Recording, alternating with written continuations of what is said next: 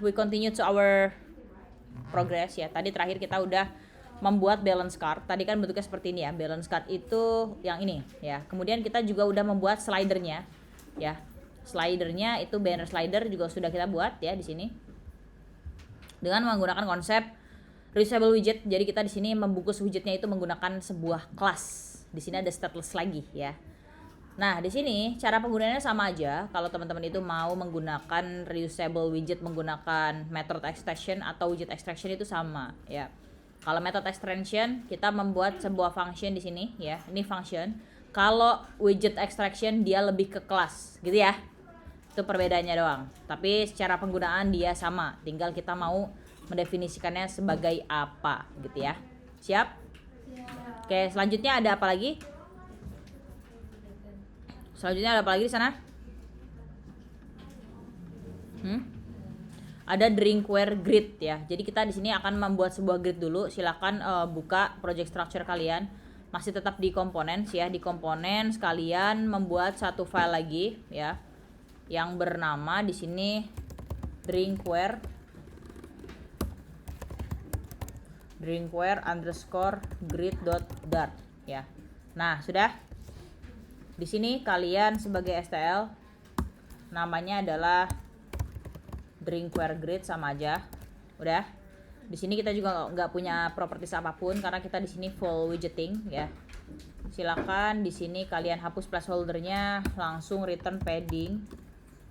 Ya, dia minta sebuah parameter wajib di sana yang bernama padding of course ya. Di sini kita masukin padding, kemudian add insert symmetric ya. Kemudian di sini horizontal. Kemudian kita panggil yang tadi default padding. Horizontal padding. Nah, sip, udah. Kita enter. Setelah padding di sini kita membuat child untuk grid view ya. Jadi kita tinggal panggil grid view builder ya. Grid view dot builder. Nah, dia nanti minta beberapa parameter. Yang pertama ada grid delegate dan ada item buildernya. Nanti akan kita isikan ya. Kita enter aja dulu. Sudah. Di grid view builder ada yang namanya physics untuk scrollable behavior ya. Physics ada scrollable behavior di sini. Nah, kita panggil yang namanya never scrollable scroll physics. Nah, ada kelas apa tuh? Never scrollable scroll physics ya. Creates scroll physics that doesn't let the user scroll. Apa berarti? Never scrollable scroll physics itu definisinya adalah creates scroll physics that doesn't let the user scroll. Berarti nge-scroll sendiri. Jadi nanti bannernya akan nge-scroll sendiri teman-teman yang ini. Ya, atau yang ini gitu ya. Nanti bisa kita panggil sesuai kita manggilnya di mana. Bisa ya? Sip, itu physics. Kemudian ada string wrap. String wrap di sini kita true biar si scrollable-nya itu ada yang wrap gitu, rapi aja gitu. Ini fungsinya untuk rapi, simple aja. Kemudian ada grid delegate ya. Itu kita masukkan sebagai sliver grid delegate with fixed banyak ya. Sliver grid yang paling atas. Kalian ketik aja sliver G gitu ya. Ntar ada muncul sliver grid delegate with fixed cross axis count. Yang ini. Ya. Dah. Dia akan minta satu parameter namanya crossa. Ya. Ini untuk apa? Kita hover. Declare in sliver grid delegate with fixed cross axis count. Oke, kita mungkin minta bantuan aja nih ya. Biar teman-teman juga pemahamannya nambah. Sini ya. Fungsi. Nah, ini ya, dengerin. Sliver Grid Delegate with Fixed Cross-Axis Count adalah sebuah delegasi di Flutter yang menentukan tata letak kisi dengan jumlah kolom atau baris yang tetap. Delegasi ini mengontrol penempatan widget anak-anak dalam tata letak kisi, di mana ia akan membuat tata letak dengan jumlah kolom tetap untuk kisi vertikal dan jumlah baris tetap untuk kisi horizontal. Delegasi ini juga mengatur jarak antar elemen di dalam kisi. Fungsi dan kegunaan. 1. Mengatur jumlah kolom, baris, Fungsi utamanya adalah memastikan jumlah kolom tetap pada sumbu silang, cross-axis, seperti jumlah kolom pada tampilan grid standar. 2. Tata letak yang konsisten, memastikan setiap baris atau kolom memiliki jumlah item yang sama, sehingga menghasilkan tampilan grid yang konsisten dan rapi. 3. Kontrol yang tepat, memberikan kontrol penuh atas tata letak kisi, memungkinkan Anda menentukan dengan pasti berapa banyak kolom yang ingin ditampilkan. 4. Kombinasi dengan sliver grid. Delegasi ini biasanya digunakan bersama dengan widget sliver grid atau dalam konteks tata letak yang lebih kompleks di dalam custom scroll view. Dan 5. Meningkatkan efisiensi. Seperti delegasi lainnya di dalam widget sliver grid delegate with fixed cross-axis count membantu meningkatkan kinerja dengan hanya membuat dan merender item yang saat ini terlihat di layar. Contoh penggunaan. Jika Anda ingin membuat grid dengan tampilan 3 kolom yang dapat digulir di dalam sliver grid atau custom scroll view, Anda bisa menggunakan sliver grid delegate with fixed cross-axis count 3. Pusing nggak? Oke. Tapi dari definisinya sliver grid delegate with fixed cross-axis count itu apa? Dia udah di blok nih. Oke, jadi kalau di desain kita itu ada beberapa scroll label ya. Ini yang bisa di scroll nih ini. Yang pertama banner ya. Kemudian kedua kategori juga bisa di scroll ya nggak? Ini juga bisa. Ya. Jadi nanti ini lebih tepatnya ke sini sih, ya kan? Ke sini juga bisa. Tapi kita akan mengimplementasikan yang tadi yang sliver grid delegate with fixed cross axis count. Itu nanti kita akan implementasikan khususnya di bagian ini ya. Kalian pernah nggak sih lihat dalam satu buah e-commerce atau apapun itu yang menampilkan sebuah gambar produk tapi dia gambarnya itu lebih dari satu dan dia bisa geser-geser ya. Nah, nanti akan kita tampilkan di sini. That's why kita banyak banget tadi bukan banyak ya, tapi baru beberapa yang kita buat sebagai stateful widget karena ya kita akan banyak sekali interaksi tanpa atau adanya interaksi dengan user. Kenapa ada tanpanya, Miss? Bukannya semua yang nge-trigger stateful adalah interaksi, betul. Tapi di sini kita bisa nge-set interaksinya itu udah otomatis dijalankan ketika aplikasi dijalankan. Khususnya yang menggunakan si sliver yang ini ya, bukan sliver tapi yang ininya, yang never scroll label, scroll physics. Ini adalah sebuah widget yang dia itu wajib menggunakan stateful nanti ketika pemanggilannya, ya kan. Jadi ini kalau untuk pendefinisiannya nggak apa-apa stateless, tapi untuk pemanggilannya dia harus berada dalam kelas yang memanggil stateful, ya. Ini tadi secara definisi adalah untuk memanggil atau untuk membuat sebuah scroll label secara otomatis, ya. Jadi never let user to scroll, gitu ya. Jadi dia nggak menggunakan trigger dari interaksi user, tapi dia men-trigger dirinya sendiri ketika aplikasi dijalankan, gitu ya. Sudah? Oke, di sini kita untuk grid delegate ini yang kita akan ngatur kira-kira kita mau seperti apa ya. Kira-kira berapa yang akan ditampilkan. Nah, tadi kan katanya sliver grid delegate with fixed cross axis count kan kita bisa nampilin kira-kira berapa item yang bakal tampilin ya nggak? Terutama kolomnya berapa. Di sini kita bisa masukin 2. Di sini kan 2 ya nggak? Di sini 2 nggak? Nah, kita bisa masukin 2. Kalau kalian mau 3, silakan diubah 3. Di sini cara manggilnya kita tinggal panggil aja cross axis count-nya 2 karena kita tampilannya 2. Gitu ya. Kemudian ada main axis spacing. Ya, di sini kita default padding aja ya. Kemudian yang kedua ada cross axis spacing. Ya, ini untuk spacing antara sumbu utama dan sumbu berlawanannya. Kalau utama itu yang main ya nggak? Kalau dia menggunakan kolom ya berarti dia utamanya sumbunya ada di atas gitu ya. Kalau misalkan dia menggunakan row, sumbu utamanya ada di kiri. Jadi kita panggil dua-duanya. Iya. Jadi kita akan mengambil dua-duanya. Kenapa dipanggil semua? Untuk mendapatkan padding yang setara antara vertikal dan horizontal gitu ya. Nah, makanya kita panggil dua-duanya main spacing dan cross spacing. Itu dua-duanya menggunakan default padding biar dia ukurannya sama ya. Udah? Kemudian ada lagi yang namanya argumen yang namanya child aspect ratio biar dia itu hate ya, ini khususnya untuk hate, ini kan kita masukin aset ya nggak? Dia itu sejajar gitu ya. Ini kenapa Miss? Ini kok kayak kecil, ini gede? Ya dia ukurannya dia lebih panjang daripada ini. Kan ada tumbler yang lebih kecil ya, ya nggak? Tapi sebenarnya dia tuh sejajar teman-teman dari segi hate-nya. Makanya kita di sini nentuin child aspect ratio. Child yang dimaksud di sini adalah aset battle-nya ini ya. Jadi kita panggil 0,75 agar dia itu hate-nya dari widgetnya atau dari image-nya ini dia 0,75 semuanya. Jadi nggak ada yang lebih gede, nggak ada yang lebih kecil gitu ya. Oke, sip. Kalau gitu udah. Kemudian di luar sliver grid kita di sini ada item count ya. Di sini kita mau nampilin produk kan teman-teman di sini ya nggak? Nah, yang kita tampilkan kita udah bikin belum produk datanya? Udah? Udah bikin produk data tadi? Nah, kita lihat lagi product modelnya untuk blueprintnya udah bikin, ada image, title dan sebagainya. Kemudian kita udah ngisi datanya semua di products data. Tinggal panggil aja berarti ya. Sip. Kalau gitu kita balik lagi ke bagian yang ini ya. Kemudian teman-teman, sebelum kita lanjut di sini ya, ini kan untuk drinkware gridnya ya. Ini adalah pengatur dari behaviornya. Apakah dia bisa di scroll atau enggak, terus dia mau nampilin berapa, itu kan berarti behavior ya enggak?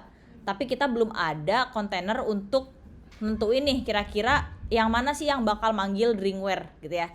Jadi di sini kita stop dulu sampai sini, kemudian kita buat ya yang namanya item card ya. Silakan buka lagi komponen sekalian ya, buka lagi komponen sekalian. Oke, Command B, Ctrl B, kemudian components ya. Di sini kalian bikin baru file baru namanya items underscore card.dart. Nah, kayak gini ya. Di sini dia akan menentukan atau mendefinisikan bentuk dari card ini ya teman-teman. Ya, jadi kayak kontainernya gitu ya. Sebelum kita panggil nanti si grid system tersebut. Jadi di sini di items.card kita menggunakan stateless dulu ya kan. Ya kan, stateless, kemudian namanya adalah items card. Udah? Nah, di sini items card dia kalau kita lihat oke, dia bakalan minta produk ya. Foto produk, sama dia akan minta kira-kira ketika diklik dia akan pergi ke detail gitu ya. Berarti kita akan bikin dua kurang lebihnya, pertama untuk foto produknya, kedua untuk press-nya. Jadi dia masukin function di sana. Di sini ya kita tambahin properties ya.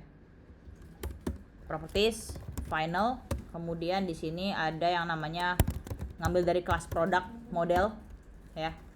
Products model, kemudian kita panggil variabel produknya. Products. Nah, gini aja, product. Kemudian kedua final void callback. Void callback yang ini ya, yang function. Nah, kita panggil di sini press. On press. Nah, untuk functionnya nanti. Sip. Ini merah. Dia minta diinisialisasi karena final. Comment titik control titik aja, kemudian add final. Sudah? Nah, kemudian langsung aja ya. Kita ke placeholdernya, kita masukin kira-kira bentuk cardnya nih kayak gimana nanti gitu kan. Jadi kita langsung aja di sini. Oke, sebelum Mistia panggil kelasnya, Mistia mau ngasih dulu secara definisinya. Jadi teman-teman, nanti di sini kita mau manggil yang namanya kelas ini. Fungsi gesture detector pada Flutter. Gesture detector. Fungsi gesture detektor pada Flutter adalah widget non-visual yang digunakan untuk mendeteksi berbagai gestur sentuh, seperti ketuk, tekan lama, seret, cubit, dan geser, dan kemudian memicu tindakan atau respons yang sesuai melalui panggilan balik, callback, yang diberikan. Widget ini memungkinkan pengembang untuk membuat aplikasi Flutter lebih interaktif dan responsif terhadap input pengguna, memungkinkan tindakan custom seperti navigasi, animasi, atau kontrol lainnya saat gestur tertentu terjadi. Memungkinkan tindakan custom seperti navigasi, animasi, atau kontrol lainnya saat gestur tertentu terjadi, gitu ya. Katanya gitu. Jadi dia bisa mengontrol navigasi, kemudian kalau navigasi kita pindah ke halaman lain ada animasi gitu. Di sini teman-teman, navigasi apa sih yang mau kita munculin gitu. Kalau teman-teman lihat, di sini kan di home screen kayak gini ya bentuknya. Kemudian nanti dia akan menerima masukan ataupun interaksi dari user ketika diklik, dia akan pergi ke halaman detail. Dia nanti akan muncul, teman-teman. Jadi akan timbul gitu loh. Jadi botolnya nanti akan timbul gitu. Kita mau bikin seperti itu, ya. Jadi di sini makanya kita menggunakan gesture detector, ya. Tadi gesture detector untuk mendeteksi berbagai gestur sentuh seperti ketuk, tekan lama, seret, cubit, dan geser. Berarti ini ketuk ya, berarti ini kita ganti aja jadi press aja teman-teman, jangan on press. Kalau on press dia cocoknya kepada elevated button atau teman-temannya. Jadi press aja di sini. Oke, gini ya. Nah, ini diganti jadi press. Press. Nah, sip. Nah, kita lihat lagi di sini. Kalau kita buka official documentation-nya nih, nanti kita diliatin gitu. Diliatin beberapa contohnya, ya. Nah, coba ya.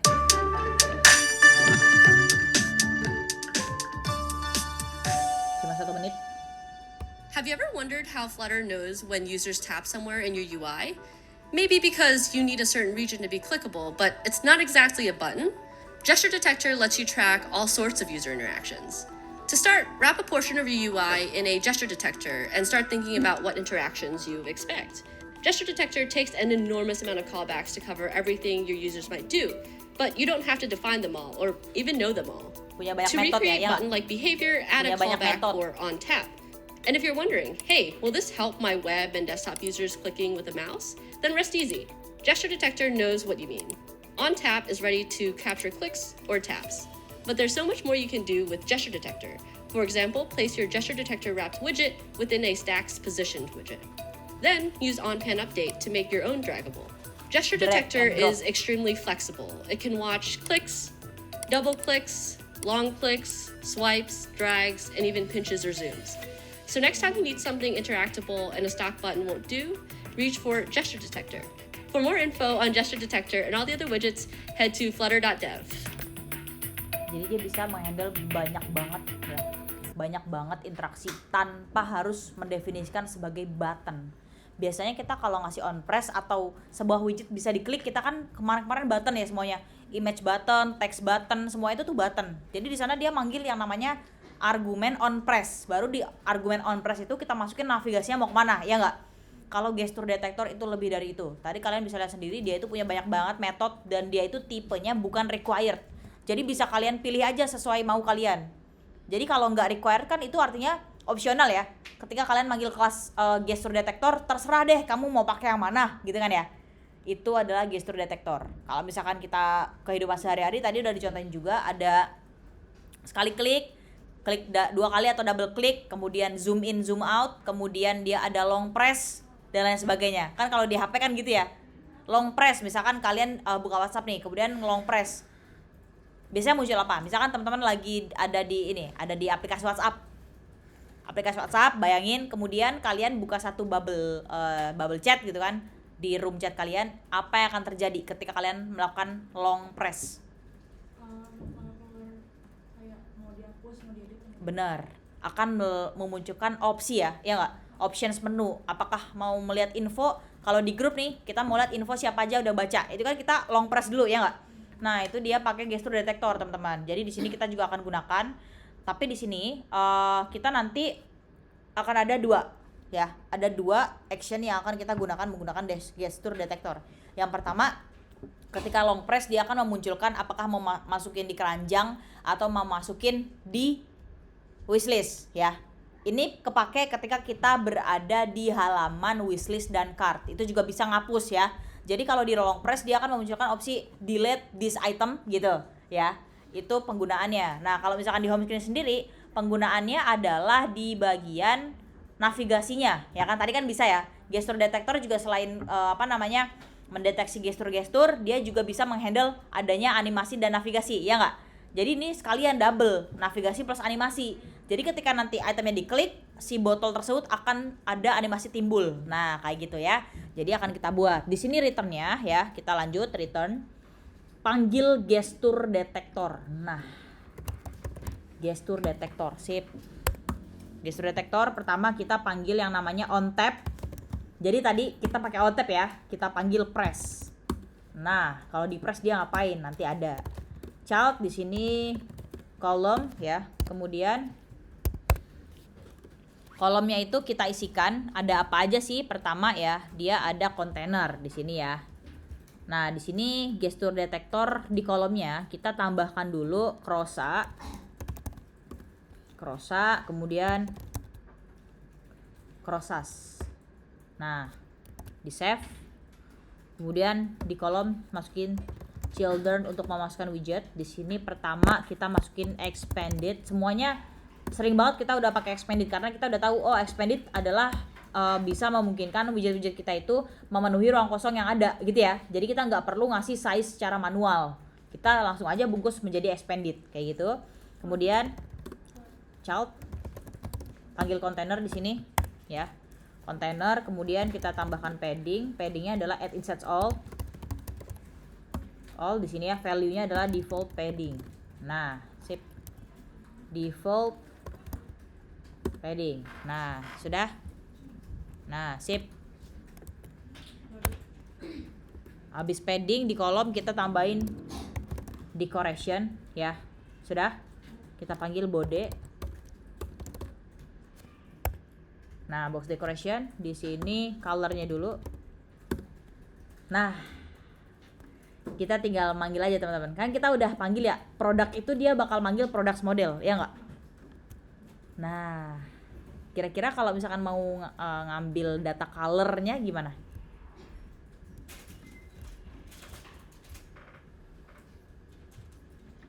Kalau mau ngambil data colornya gimana teman-teman?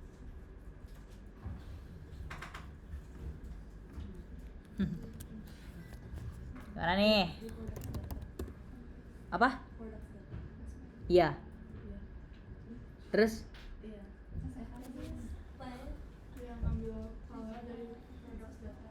Iya. Gimana?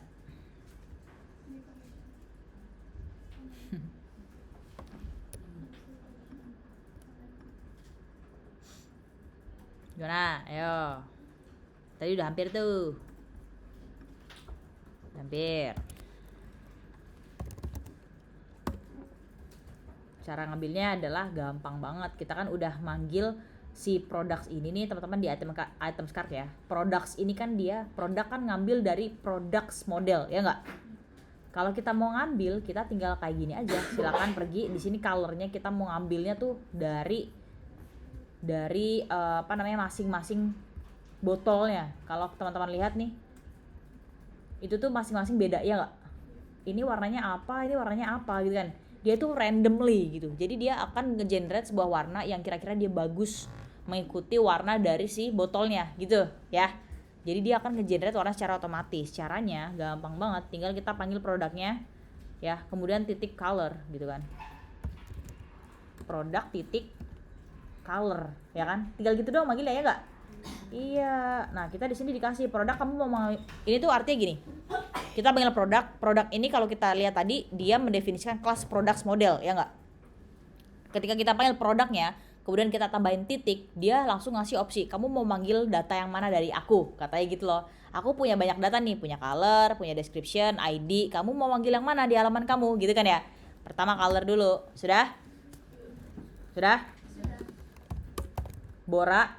Kemudian di sini Bora circular 16. Bora circular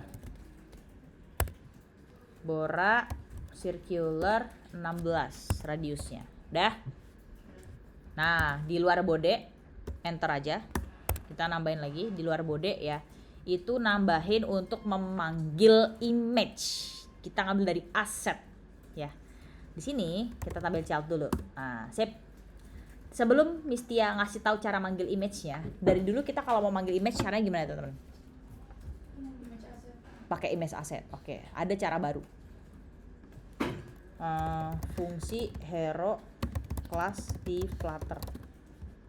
Namanya hero. Pahlawan. Ya, bahasa Indonesiain sih. Ya udah, hero nih ya, dengerin ya.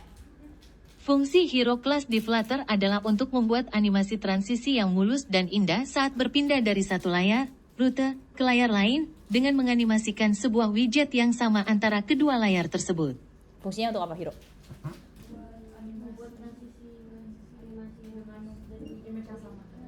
Ya, image-nya tuh sama, tapi dia akan ada transisinya, gitu ya. Jadi seolah-olah dia itu dibuat menggunakan video editor gitu, ditambahin animasi atau transisi efek, gitu ya. Di sini katanya Hero kelas di Flutter adalah untuk membuat animasi transisi yang mulus dan indah, gitu banget ya. Saat berpindah dari satu layar ke layar lain, gitu kan. Sip. Jadi kita di sini panggil image ya teman-teman, nggak langsung manggil image lagi. Ya, kita panggil nanti image step, tapi kita bungkus menjadi Hero class. Jadi di sini silakan panggil Hero, sudah. Dia akan minta 2 parameter atau argumen yang wajib nih. Pertama ada tag, kedua ada child. Ya, ini cara penggunaannya gimana? Kita panggil semuanya. Tagnya di sini adalah untuk objeknya. Di sini kita isikan dari produk ID-nya. Jadi dia akan mengambil berdasarkan ID, gitu ya teman-teman ya. Nah, jadi nanti image-nya muncul berdasarkan ID-nya. ID 1 adalah free shape, ID 2 tadi adalah smooth shape yang tadi ya, dan lain sebagainya. Caranya karena tag ini adalah tipe datanya ada string, jadi kita menggunakan string di sini. Kemudian kalau misalkan mau manggil sebuah objek atau properties atau variabel dalam sebuah string menggunakan apa? Menggunakan kalau mau ngambil sebuah variabel atau ya menggunakan garing. Menggunakan yang namanya gini, ya enggak? Simbol dolar, ya enggak? Namanya apa? Namanya apa? Manggil string manggil sebuah objek dalam string. Namanya string intermediate gitu, bukan. String masa nggak pernah dengar? Internship, bukan. String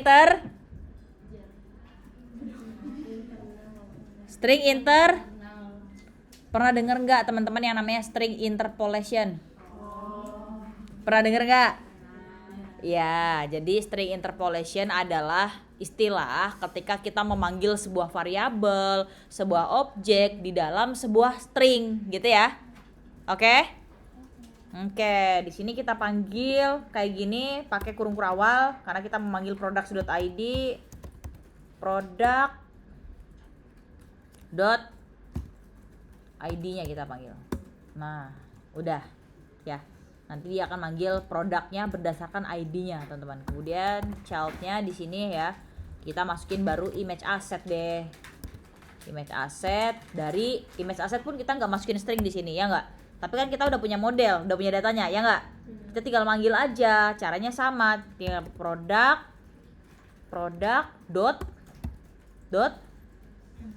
image, sesuai kita mintanya apa, datanya udah ada semua, gitu ya. Iya, udah. Oke, di luar expanded silakan kita komain, kemudian kita enter. Kita akan membuat lagi, silakan size box.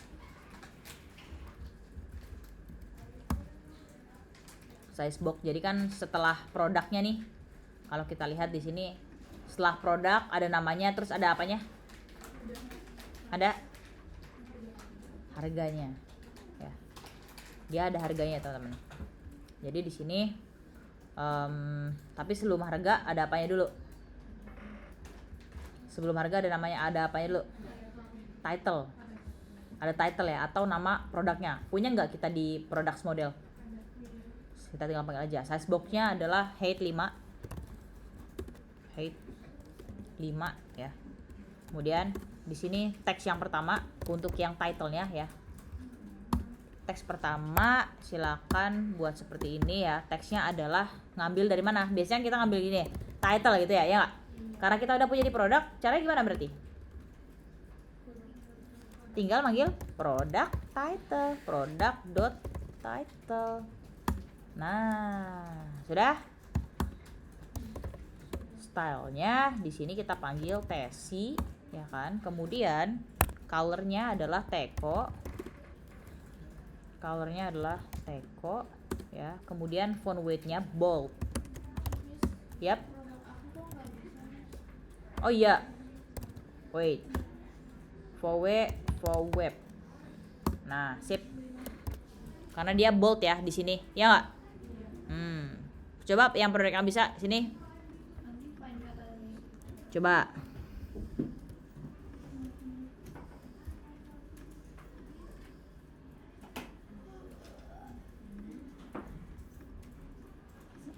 Coba. Oke, undefined. Apakah sudah membuat sebuah propertiesnya? Udah juga produce. Oh. Udah ya. Udah deh. Ini juga sama produk.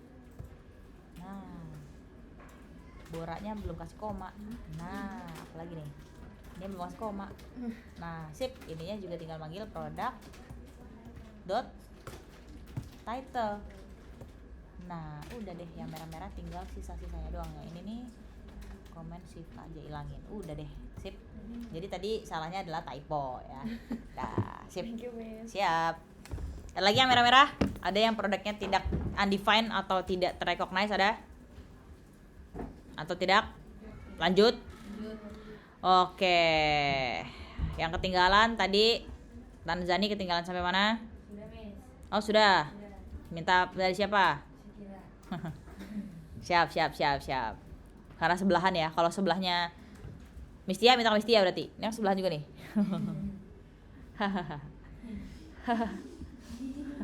Terus bawahnya lagi ada harga deh, ya kan? Tinggal harga doang nih guys. Abis itu kelar. Setelah teks, setelah teks berarti kita enter ya. Kita tambahin size box. Size box itu height 5 juga biar sama. Height-nya adalah sebesar 5. Kemudian kita tambahkan teks yang kedua. Ya kan? Nah, gini ya. Sudah? Belum? Oke. Model. Boleh? Dah? Oke. Ini untuk nampilin harga, teman-teman. Nah, berarti kita panggilnya gimana? Produk dot price. Oke. Sip. Dia error. Hover. The argument type integer cannot be assigned to the parameter type string. Siapa yang bisa solving ini? Mistia kasih waktu ke kalian. Silakan dipikir. Gampang. Cari yang mana yang punya tipe integer, cari lagi yang mana yang punya parameter type-nya string. Jadi intinya dia itu mintanya string bukan integer. Makanya dia merah. Ya. Orang teks aja dia string, kenapa dimasukin price yang bener-bener integer gitu di modelnya? Silakan, siapa yang bisa? Boleh banget. Siapkan yang tahu ya. Nanti solvingnya langsung di laptop Mistia, biar di TV kelihatan. Hey YouTube, so sekarang lagi debugging session, jadi gak apa-apa tunggu aja.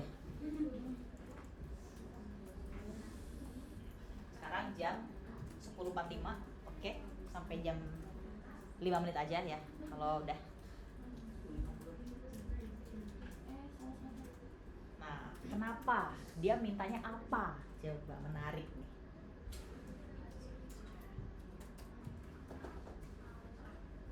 Sekarang Mistia izinkan kalian untuk mencari di Google. Misalkan ada error ya, silakan cari di Google walaupun nanti dia muncul Stack Overflow, boleh banget ya. Cari aja. Kalau keluar Stack Overflow boleh, AI nanti akan ada sesi sendiri. Bahkan bakal diajarin gimana cara kalian automasi aplikasi menggunakan AI. Tenang aja. Boleh pakai AI. Boleh pakai AI. Kapan? Sekarang. AI-nya kalau yang kalian browsing di Google aja. Kan kalau kalian browsing kadang muncul AI summarizer itu. Ya. Tapi kalau AI langsung ChatGPT, Gemini, Blackbox, kalau yang lainnya banyak banget sekarang ya AI kayak gitu. Nanti aja. Ini gampang banget.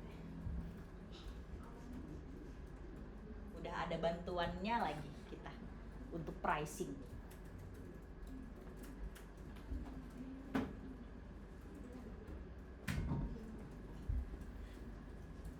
Kalau kalau munculnya Stack Overflow boleh. Silakan familiar dengan Stacko.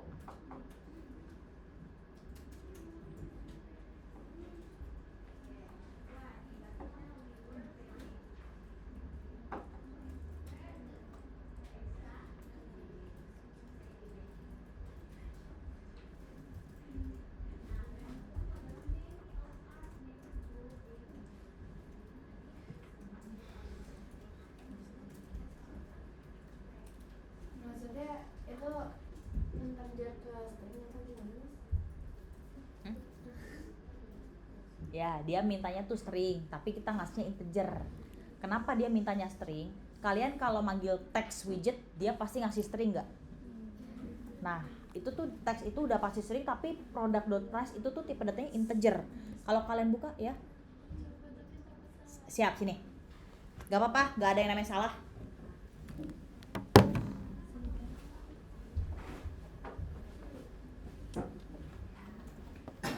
Di sini ya. Liatin Calil.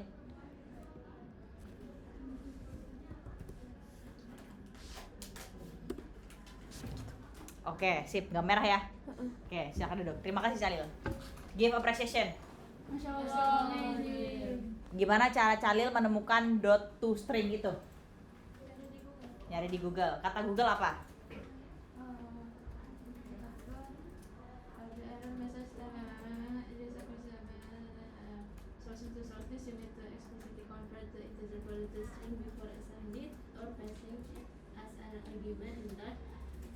Using the dot to string. Oke, mantap. Itu bener. Kalian waktu di Dart itu pernah juga dikasih tahu ada yang namanya string conversion, ya nggak? Kita bisa konversi tipe data. Kita punya string, kita konversi jadi integer. Kemudian sebaliknya, kita punya data integer, mau kita konversi jadi string dengan menggunakan metode dot to string, gitu ya. Dia akan mengonversi teman-teman. Dot price kita itu adalah tipe data integer. Kalau kita lihat di sini, dot price ya, product price-nya itu apa? Di product model ya. Price-nya itu apa tipe datanya? Integer. Tapi kan teks di sini kan dia tipenya adalah string, ya nggak? Makanya dia mismatch, nggak bakal bisa satu visi misi tuh dia. Nah makanya cara kita, salah satu caranya nih yang udah diberikan oleh Calil. Terima kasih banyak Calil for the solving ya. Jadi kita menggunakan yang namanya data types conversion. Kita punya price tipe datanya integer, tapi si teks maunya string, ya udah dari integer kita convert aja ke string. Buktinya adalah nggak merah, ya nggak? Ini satu caranya. Ada cara lainnya karena kita udah dikasih helper. Ada lagi yang mau coba? Dapat something insight dari Google? Belum? Apa? String. Mau coba juga? Sini. Berarti ini mesti jadi merah ya. Nah, ngodingnya lihat dari situ karena ini bukan beda. Nah.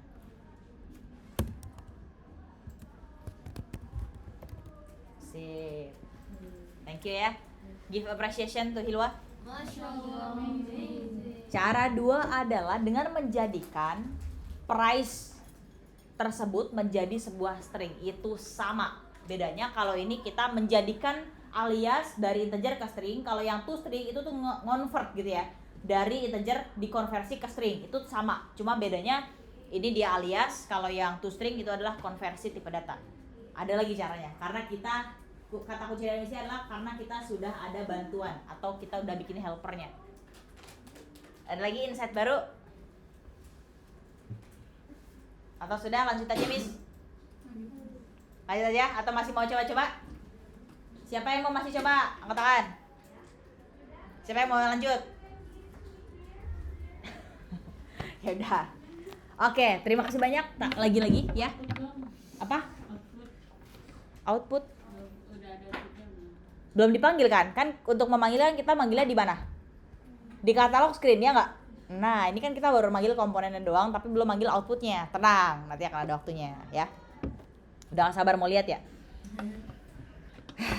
Oke, Jadi di sini tadi sudah ada Calila dan juga Hilwa Ilham mencoba untuk solving dan dua-duanya berhasil tidak menampilkan error lagi gitu ya. Bisa sama-sama bisa menggunakan product.price string atau menggunakan product.price.toString, itu sama-sama bisa. Kita lihat lagi price kita di produk ya. Langsung kemudian kita ini kan baru placeholdernya aja. Kemudian kita Command P, Control P, kita cari yang namanya products data agar kita lihat langsung datanya nih. Kita fokus ke price-nya. Price di sini integer kan? Ya. Nah, kira-kira teman-teman, ini kan ini data aslinya nih. Ini mesti kayak gini dulu deh. Oke, gini aja. Data asli berformat integer. Di bawahnya lagi mesti bikin data yang sudah dikonversi menjadi string. Kira-kira resultnya gimana? Yang udah dikonversi menjadi string apa resultnya? Sama nggak? Resultnya sama nggak? Sama kayak 433 800 sama kan cuma dikonversi tipe datanya doang. Kalau integer nggak pakai kutip 2, kalau string pakai kutip 2, ya nggak? Jadi gini nih, 433 800 yang akan muncul di layar kita ini nih ya. Kalau misalkan kita pakai .toString atau pakai string, dia yang muncul adalah 433 800.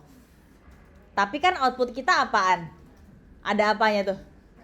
Ada RP dan ada titiknya untuk misahin kira-kira dia berapa ribu atau berapa rupiah gitu kan. Kita tadi Mistia udah bilang kalau kita tuh udah punya helpernya. Helpernya siapa? Untuk menghandle pricing ini. INTL, manggil apa? Manggil get format price. Ini dari INTL, betul. Helpernya dari INTL, kita udah panggil INTL ke dalam satu function get format price. Ya enggak? Ini string lagi. Dia sengaja string karena apa? Nanti udah tahu nih, kita akan bungkus ke dalam sebuah teks, teman-teman. Makanya dia kembaliannya string. Gitu ya.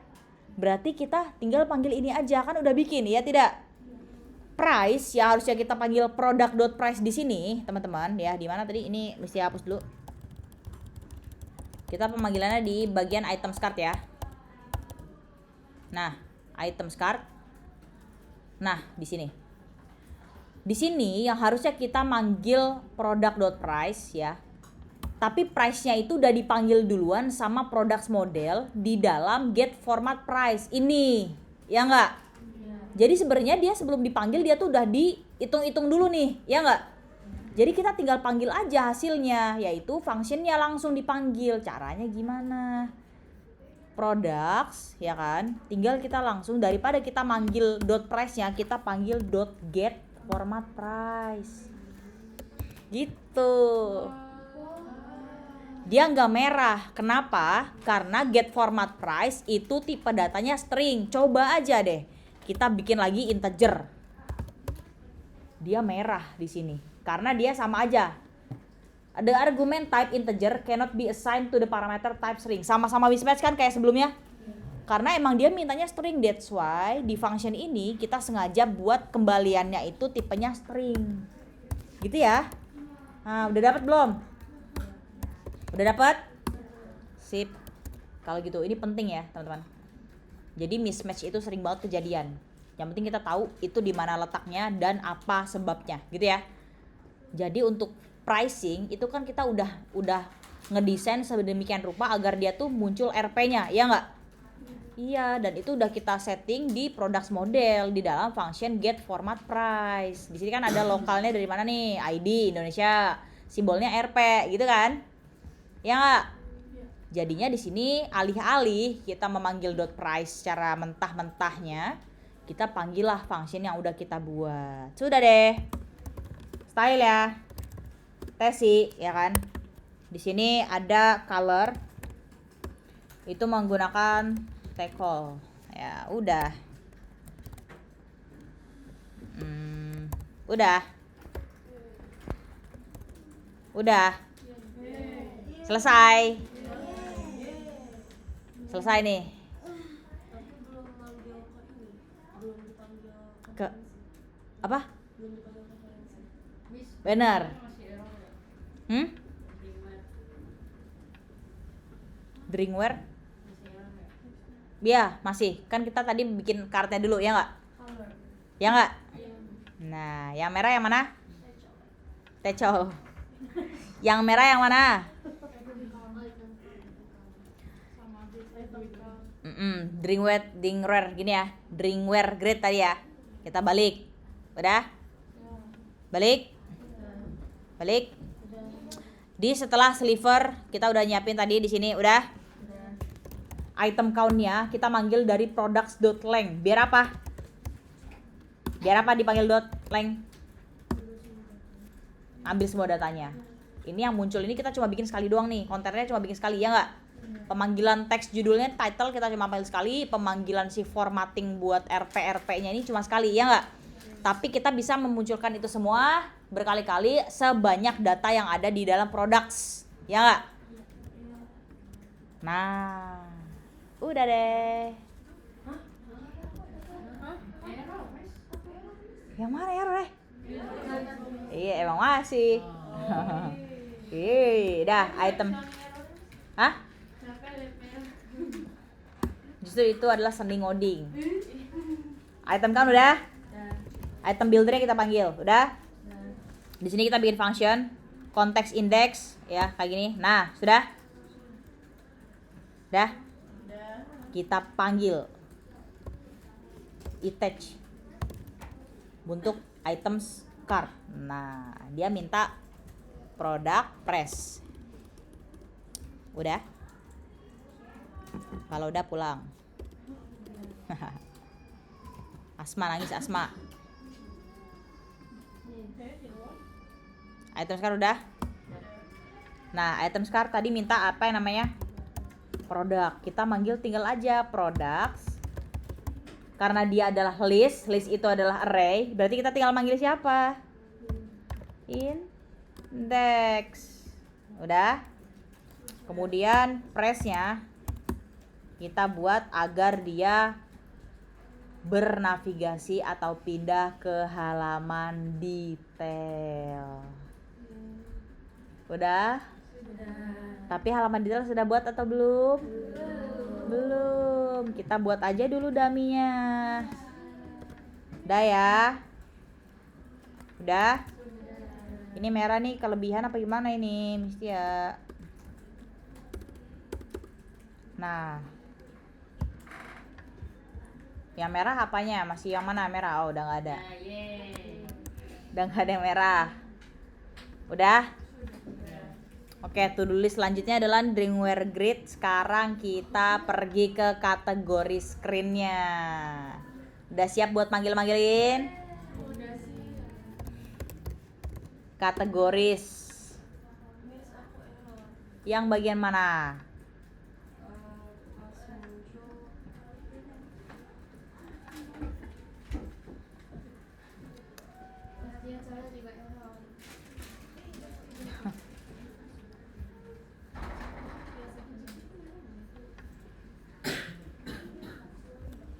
Error. Siapa yang error lagi tadi? Naila Putri, oke. Yep. Oh, Syai.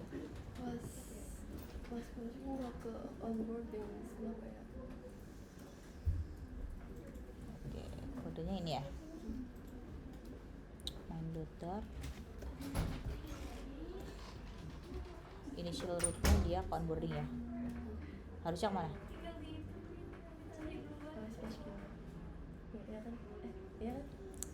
Gak punya splash screen kita.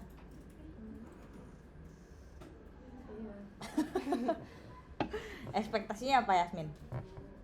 Ekspektasinya apa? Iya, kita gak punya splash screen.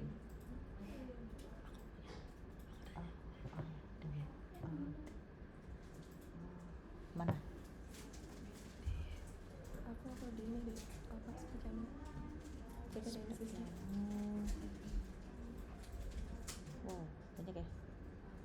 Kemana nih? Oh ini. Oke, terus kelasnya? Kelas buat kelasnya mana? Nah, harus. Nah, kamu harus buka dulu. Jadi dia harus dipanggil kan. Kamu harus tahu nanti tampilnya tuh di kelasnya apaan? Logo Balenciaga kah atau apa kah? Tapi udah miss, Mana? waktu pas ini aku atur pas first time bisa langsung onboarding Mana coba? tanpa harus waktu kemarin bisa. Coba save dulu deh ini ya, takut hilang ya stepnya takut hilang.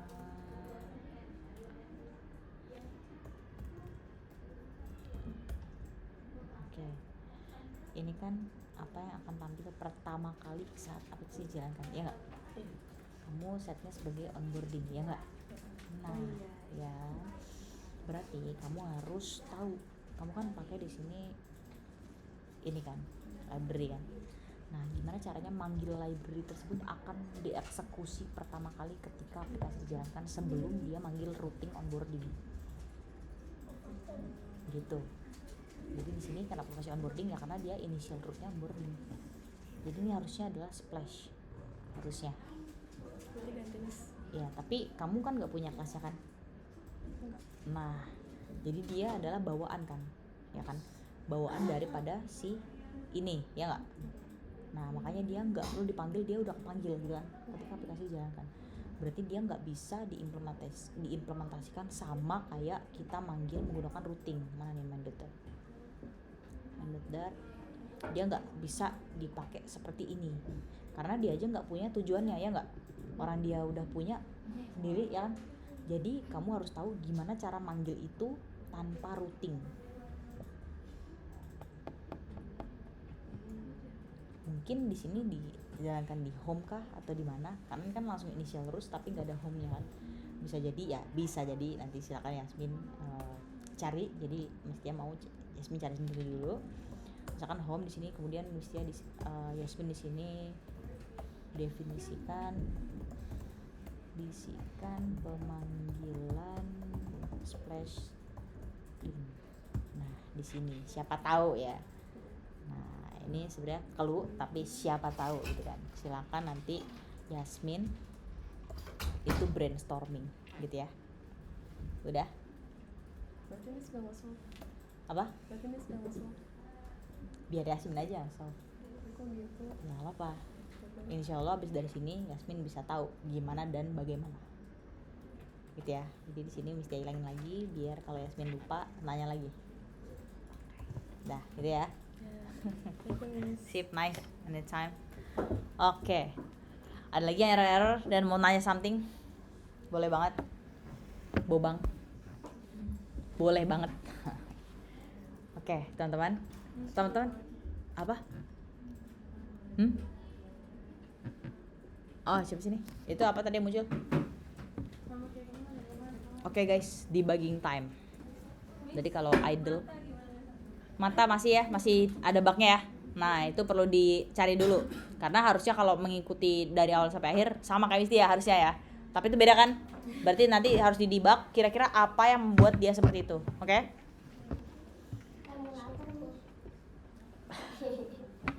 Oke, emulator juga sama ya. Kalau di luar jam kerja itu sebenarnya boleh tahu, kalian boleh banget untuk nyari Mistia untuk debugging ya. Boleh banget. Jadi nggak mesti di jam ini, justru kalau debugging di jam KBM utama tuh malah nggak efektif ya.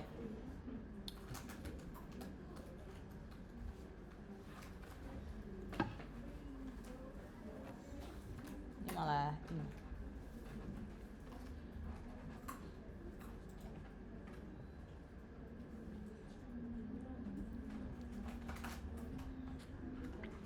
Coba dirun lagi.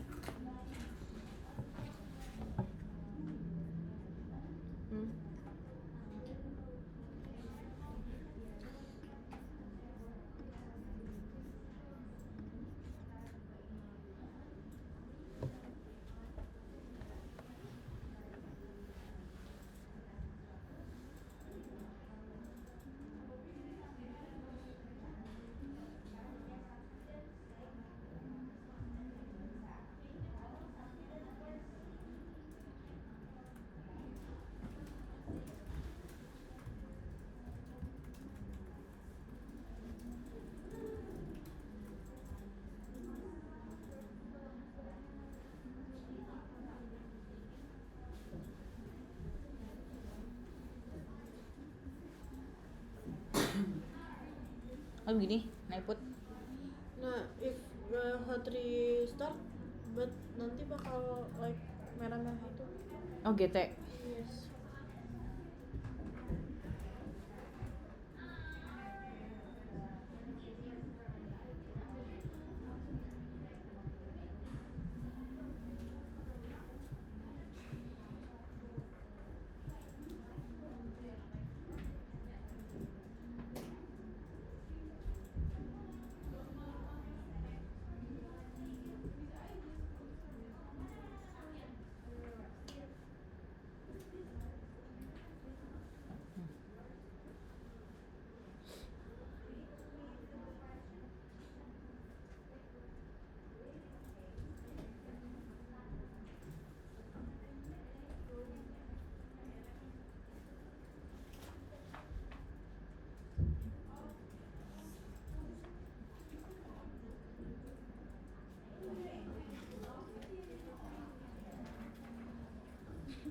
Parah banget.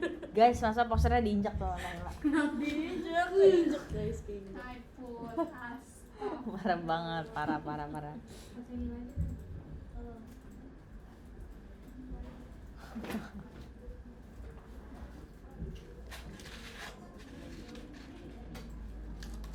Itu tuh apa sih maksudnya? Oh iya, tapi itu ada the challenge of internet accessibility. Temanya itu. Oh gitu. Oh my god, nice.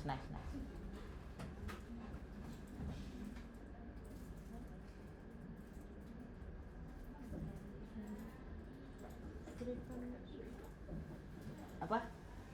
Freak. Nama asalnya. Namanya free. Dulu kelas 9 pakainya apa? HP. Lah, HP. Beneran? Iya. Berarti nggak pakai emulator? Yang bisa pakai, yang enggak bisa. Yang enggak pakai. Oh, berarti kamu nggak bisa? Enggak. Kan dulu kayaknya laptopnya. Widih, udah ganti guys.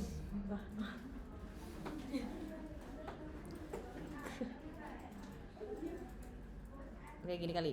Ya mah, aku mau lanjut di IDN tapi kalau laptop aku ganti. Enggak. Emang cinta IDN berarti ya? Enggak juga. Lah, kok gitu. Kita harus mencintai apa adanya loh.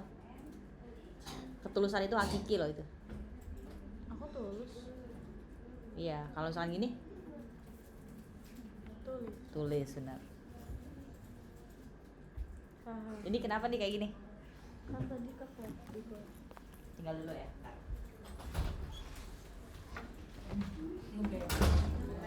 Hotel. Iya, lebih awal iya. Iya. Finally.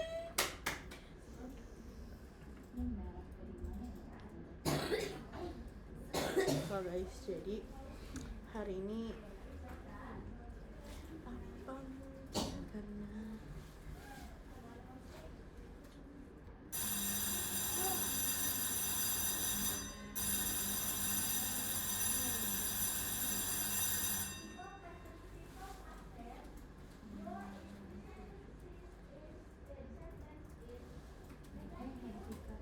iya, I miss you so much.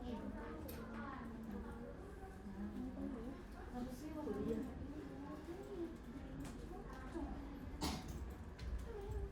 Guys, mesti ya.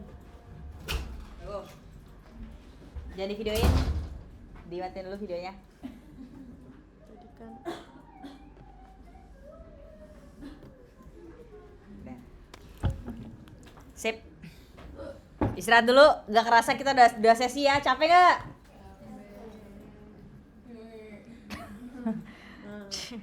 Yaudah, ya gak kerasa kita udah 4 JP guys. Yeay. Dan isinya full ngoding lagi.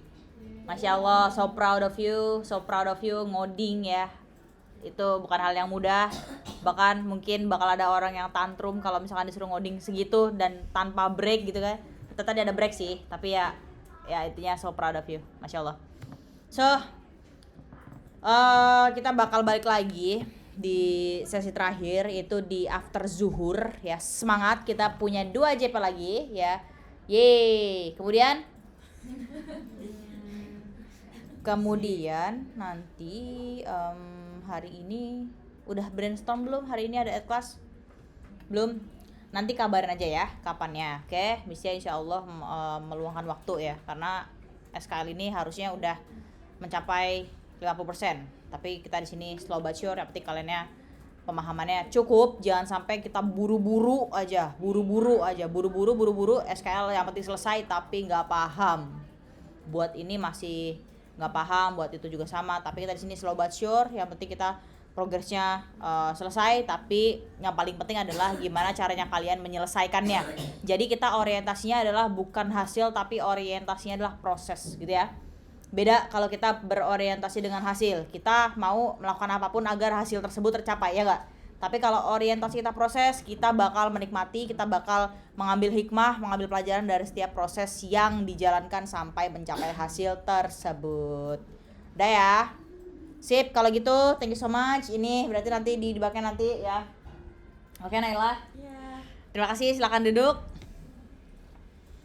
Terima kasih sudah nemenin ya dari tadi.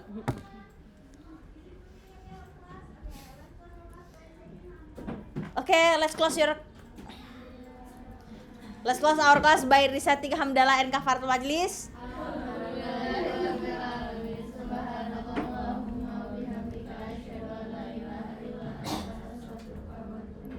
See you for the last session. Go back. Wassalamualaikum warahmatullahi wabarakatuh. Thank you.